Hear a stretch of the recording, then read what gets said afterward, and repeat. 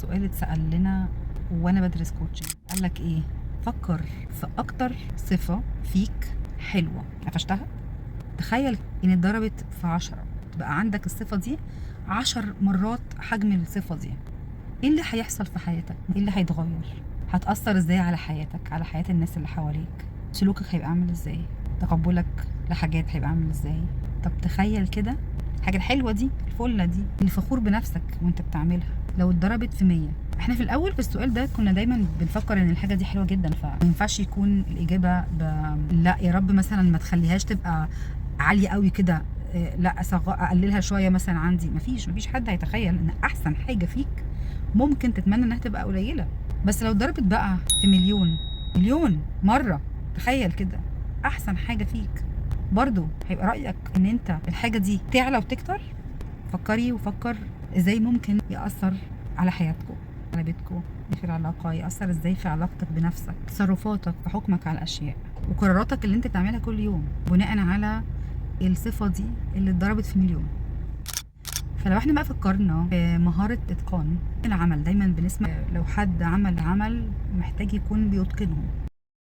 اقدر اقول ان هو ده شيء المجتمع شايف ان هو حاجة كويسة، واحنا شايفين ان هي حاجة كويسة. عمل يعني أي حاجة بتعمل أي حاجة بنقرر إن احنا ناخد فيها أكشن، خطوة، أي شيء، مش بس شغل.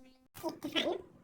ولما نروح نشتغل، لو انا في وظيفة فانا اكيد الناس اللي هتحكم على شغلي هيحكموا عليه باتقاني لشغلي، رغم ان احنا بقينا فاهمين ان في حاجة اسمها مثلا working smart مش hard، بس still لازم وانت بتشتغل سمارتلي ده تبقى انت تشتغل باتقان، عشان ما تلاقيش نفسك في الاخر شغلك مشوه يعني، او ما تتعبش الناس اللي حواليك كمان، انك تلاقي ان انت مثلا اشتغلت شغلانه بعدين لقيت ان في ناس تانية تيجي تخدم على الشغلانه اللي انت عملتها، يبقى انت كده ارهقت المجتمع، مش حسنت من او مش انجزت شغلانه يعني. عشان كده يمكن اتقان العمل مهم عشان خاطر نفسك، وعشان مفيش حد يجي يقعد يسيق بعدك. بس تخيل بقى لو الاتقان ده هو يعني اتقنت الاتقان نفسه، ماشي، فبقى مضروب في مليون، هيحصل ايه؟ لما اتسالت السؤال ده بتاع الصفه الكبيره العاليه الفظيعه، لما حد كان بيقول مثلا الكرم، فتخيل مثلا ان انت كريم بعدين ضرب بقى في 10، بعدين ضرب في 100، بعدين ضرب في مليون، يا نهار اسود. ففي لقطه كده من اللقطات كان في حد كان بيقول ان هو هيبيع بيته علشان هو عايز يدي للناس حاجات، فممكن جدا يجي على ناس قريبين جدا منه، ممكن يجي على عياله، على بيته، على جوزه، على مراته، على مامته، على باباه، علشان عايز يظهر الكرم في محيطه بشكل اكبر واوسع، لان دي الطريقه اللي هتخلي البني ادم يبقى معتقد جدا ان هو منفذ الحاجات الخير بتاعته في الارض. يعني دي حاجه برضو مهمه جدا الانسان محتاج يعملها، ان هو يشوف نفسه كويس بشكل ما، ويشوف نفسه بينفذ او يعني بيظهر الحاجات الجيده دي في المحيط اللي هو موجود فيه. بس بقى فده الراحم بتاع البرفكشنزم، ان انا عايزه اعمل حاجه باتقان، بس بتوه في النص، لان انا مهما عملت من شيء بشكل كويس قوي، في عناصر تثبت لي ان انا عملتها بشكل كويس. دايما متعودين ان احنا نشوف النتيجه، عشان هي دي الحاجه اللي تخلينا ان احنا نعرف اذا كنت انت عملت حاجه كويسه ولا مش عملتهاش كويس، لان ممكن حتى نيتك تبقى تمام بس انت ما انجزتش. عشان كده دايما انت الناس مختلفه على حته النتيجه ولا يعني هنقيمك ازاي، بالريزلتس، بالنتيجه، ولا بالبروسس، بالخطوات اللي انت عملتها علشان توصل. يعني دي برضو قصة طول عمرنا هنقعد نلف حواليها كده يعني. ما بنوصلش لأي نتيجة، لأنه هما الاتنين مهمين حسب الحال، والاتنين ما ينفعش حد فيهم يجي على التاني ويقول انت اخي. في ظروف لا مهم ان انا ابقى واخده بالي من البروسيس، من العمليه، خطوات، لان ده اللي بيساعد عقلي ان ينمو والادراك بتاعي. ولو ما عملتش كده فانا في الاخر اهتميت بس بالنتائج، يبقى انا مش هبقى بشغل الادراك بتاعي باعلى شكل ممكن. وفي نفس الوقت لو انا ما عرفتش اوصل للنتيجه اللي انا عايزاها واللي انا كنت بامل لها، هيجي لي نوع من الاحباط، وهبدا هنفذ فيها الخطوات اللي بتحصل عند الفقد، لاني هبقى فقدت هنا الشيء اللي بيحسسني بالنجاح، فهيظهر عليا السيمتومز، المظاهر بتاعه فقد. ابدا الوم الناس اللي حواليا، مين اللي ما خلانيش اعرف انجح، او الوم الدنيا والوم الارض والوم الكون والوم صاحب الكون ربنا واللي خلفوني، لان انا اول حاجه هبقى عايزه، اول سلاح هبقى عايزه استعمله هو اللوم، او الوم نفسي بعدم القدره. وده برضو من ضمن الحاجات اللطيفه والاسلحه اللطيفه اللي مبوظه البشر، لان احنا لومك لنفسك على عدم القدره ما بيخلكش تبقى عندك قدره. بس عشان انا عايزه اتقن الاتقان، فهخلي نفسي دايما شايف نفسي ان انا محتاج اعمل زياده علشان او اوبخ نفسي ان انا ما عملتش كفايه علشان اوصل للهدف اللي انا عايزاه. اللي احنا كنا دايما بنشوفه ان هو ده التريجر، او هو ده الحاجه اللي هتخليني يبقى عندي دافع، حته صغيره اللي هي هتزقني لقدام. هي هتزقني لقدام بس في نفس الوقت هي هتسيب عندي علامه بعدم القدره وايمان بعدم القدره. وانا مش المفروض ابقى بسعى ان انا ابقى عندي ايمان بعدم القدره، عدم احساسي ان انا قادر. لا بالعكس، انا قدرت اعمل الحاجات الفلانيه، وممكن اكون محتاجه اشوف ايه الروتس او ايه الطرق التانية اللي انا محتاجه اخدها عشان او اعمل اللي انا عايزه. وفي الاخر النتيجه مش نصيبك يا معلم، خلاص خلصت بقى، تارجت ما جاش. هو اصلا مش نصيب الشخص ده والله، بس احنا بنفرك وبنفرم علشان احنا هناخد في الاخر السالاريز او الفلوس اللي هناخدها في الاخر مقابل التارجت ده. احنا محتاجين نكون عارفين طبعا ان احنا سيريس، فبالتالي ما ينفعش اقول انه مش المفروض يتقفل المره دي، او مثلا مش هعرف اجيب العميل ده المره دي عشان هو فعلا ملوش نصيب في الحته دي. لا ما ينفعش. احنا بنشتغل في شغلانات ما فيهاش الكلام ده، فبالتالي بقت دي حاجه على جنب كده، فبقينا عايشين من غير بقى الحته دي اصلا اساس الكون، فهي مش موجوده اساسا. انا بقى بروح شغلي كل يوم اروح وارجع واكد بقى على ان الحاجات دي هراء.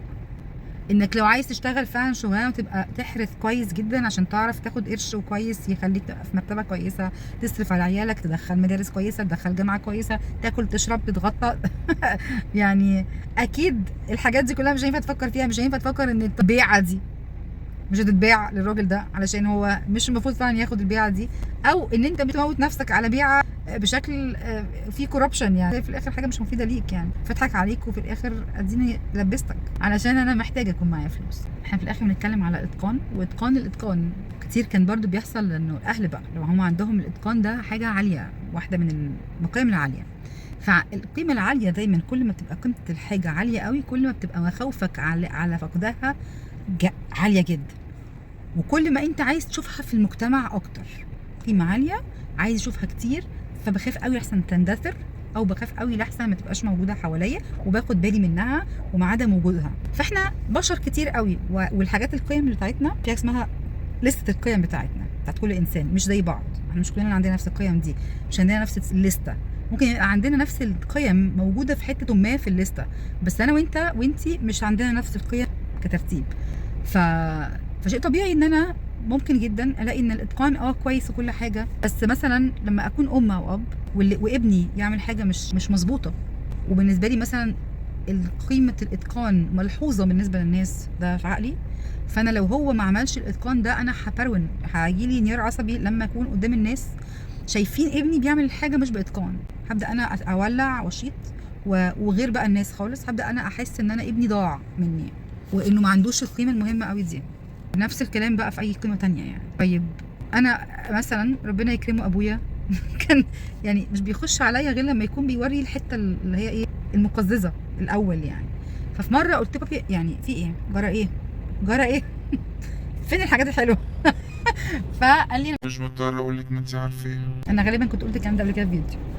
لا، اللي عارف محتاج يسمع، واللي عارف محتاج يسمع ويتاكد له عادي من الدنيا، من الناس القريبين منه.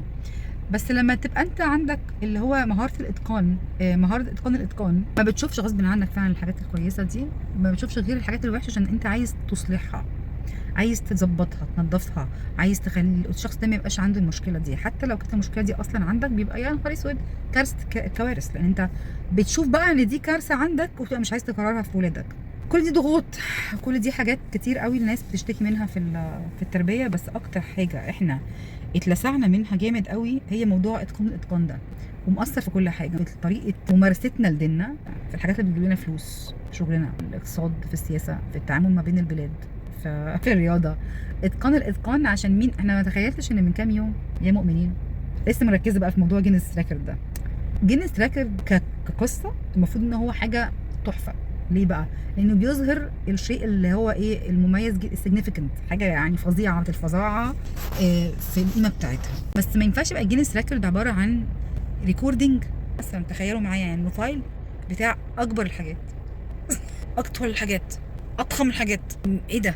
وبالتالي هو ماشي بقى مع الاتموسفير بتاع حياتنا. الحمد لله الناس بقت عندها مع فكره اكبر اكبر كمان اكتر واكتر. ما حرام يا غلابه يعني، ما احنا مش قادرين نتخيل ان النورمال سايز في الحاجات عادي كويسه مقبوله، وانها طبيعيه، وانها حكمه ربنا في الارض ان يبقى فيه اختلافات في الحاجات دي. لكن احنا مخبوطين جدا في الحته دي يعني، مخبوطين بقى مش بس 2 3 مثلا ماشيين جنبك في الشارع، لا ده احنا الكون بقى مخبوط في الحته دي. فبقينا عمالين بنعمل الشلاديم الفظيعه ونعمل مش عارفه ايه، وده يبقى ايه، وهنا يبقى ايه، وفي ايه، عشان ايه، عشان احس ان انا تمام. فحتى بقى في دول اطول جبل وكوبري ومش عارفه ايه ومبنى، وعشان ايه عشان ايه؟ حد يرد عليا هاخد ايه؟ هاخد ان انا بقيت احسن من الدوله الفلانيه. فهي خناقه مين احسن دي كبيره جدا. جايه بقى ايه يعني، بيطعمها بقى يعني الغذاء بتاعها جاي بقى من لقطه البرفكشنزم، ان انت مهما عملت بقى اصلا انت مش هتعرف توصل للقطه دي، لان انت مش مدرك ان في حاجه اسمها الاكبر اساسا. يعني هو انت عمال تعافر بس انت في الاخر متخيل ان انت الاكبر، بس انت مش الاكبر. هي غالبا دي القصه كلها يعني. يلا احنا دردشنا مع بعض وكنا بنتكلم على موضوع القدرات والمهارات. ولما المهارات تكون مهاره حلوه، اي مهاره في الدنيا هي حلوه. دايما بتخيل لما الدنيا دي كلها ما تبقاش فيها غير شقه واحده بس او بيت واحد بس مكون من 4 بني ادمين مثلا. 4 بني ادمين دول مثلا هم دول اللي هيعيدوا الحياه تاني، يعني هيكملوا حياه والكون ده كله خلص. فبتخيل ان ال4 بني ادمين اللي عايشين مع بعض دول هيبقى عندهم كل واحد فيهم مهارات مختلفه وصفات مختلفه عشان يقدروا يكملوا الحياه. اللي جايه من الفكره بتاعت نوح يعني، الفكره ما وراء القصه يا جماعه، هي الفكره ان كل الكتب اللي احنا بنقعد نقراها بتاعت الكتب السماويه واللي احنا المفروض بنمشي وراها، في فكره من وراها، في فكره ورا القصص. مش القصه بس، القصه مش هي الفكره، هي في فكره ورا القصه، فكره ورا القصه، مش القصه هي الفكره. اوكي، فاحنا مش بنبقى حافظين بس القصه ومتخيلينها كده، هي اصلا اوسع من كده بكتير، الموضوع اوسع من كده بكتير. نتخيل بقى ان موضوع نوح والمركب والبيرز اللي اتحطوا، الجوز اللي اتحطوا، ليها يعني افكار كتير ممكن تطلع من القصه دي. من ضمنها بقى ان انت ممكن تبقى انت بيتك اخر بيت ممكن يكون موجود على الارض، فولادك وولادك عندهم صفات مش موجوده عندك وعكسها تماما، يعني موجوده عكس صفاتك تماما. فعشان كده بنشجع ان كل بيت يبقى عارف ان احنا لازم نكون مختلفين. تخيل احنا كلنا كنا نجارين، فما فيش حد هينفع مثلا يصطاد. تخيل كلنا بقى صيادين، فمش هينفع حد مثلا يبقى يبني البيت. فلازم يكون في نجار، لازم يكون في صياد يجيب لنا الاكل، لازم يكون في يعني حاجات مختلفه في نفس البيت علشان نقدر نعيش ونتزن واحنا عايشين، يعني او سوري نعيش واحنا متزنين وننمو واحنا متزنين وعايشين، عشان ما نموتش واحنا عايشين.